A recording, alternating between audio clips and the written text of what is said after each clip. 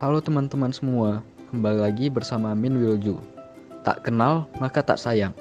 Pepatah tersebut tentu tidak asing kita dengar. Mengingat RUU PLP yang sudah disahkan menjadi UU PLP. Tentu masih banyak dari kita yang masih awam terhadap UU PLP ini. Terlebih lagi, jika kita tidak berkecimpung di dunia psikologi, tentu akan semakin awam dengan UU tersebut. Nah, kalau begitu, ayo kita mengenal lebih dekat dengan UU PLP. Flashback sedikit, pada tanggal 7 Juli 2022, RUU Pendidikan dan Layanan Psikologi resmi disahkan pada rapat paripurna DPR RI ke-28, masa persidangan 5 tahun sidang 2021 sampai 2022. Mengapa sih RUU PLP perlu dibuat?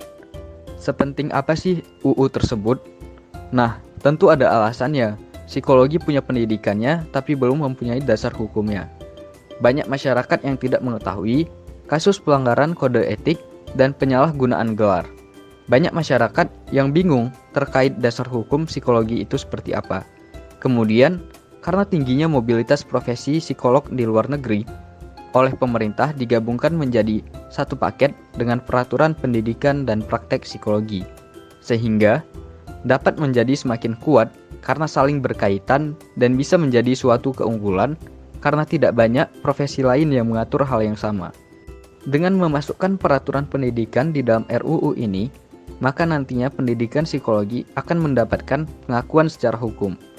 Rancangan RUU PLP ini asing terdengar oleh DPR karena sebagian besar dari mereka tidak familiar dengan keprofesian dan urgensi profesi psikolog.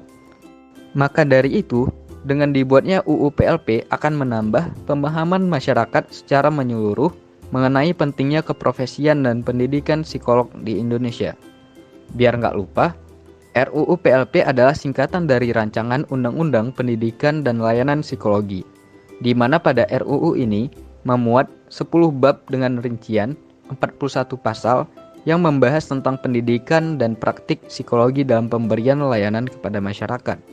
Fun fact-nya, sebelumnya RUU PLP ini memiliki nama lain loh. Apa aja sih namanya? Yang pertama, pada tahun 2007, RUU Profesi Psikologi. Kemudian diubah menjadi RUU Praktik Psikologi pada tahun 2021. Kemudian pada tahun 2022 menjadi RUU Pendidikan dan Layanan Psikologi. Mengapa sih RUU PLP ini perlu disahkan? Yang pertama, RUU Pendidikan dan Layanan Psikologi perlu disahkan agar tenaga praktik psikologi serta pengguna layanan psikologi mendapatkan perlindungan hukum.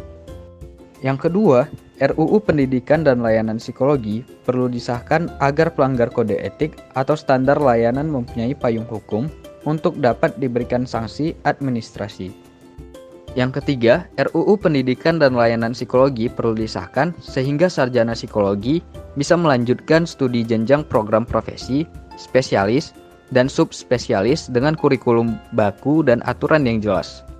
Yang keempat, RUU Pendidikan dan Layanan Psikologi perlu disahkan dengan adanya peraturan turunan mengenai alat tes sehingga alat tes psikologi akan terlindungi, kredibel, dan reliable. Sekian terkait pembahasan kali ini, sampai jumpa di Psychofact berikutnya ya teman-teman.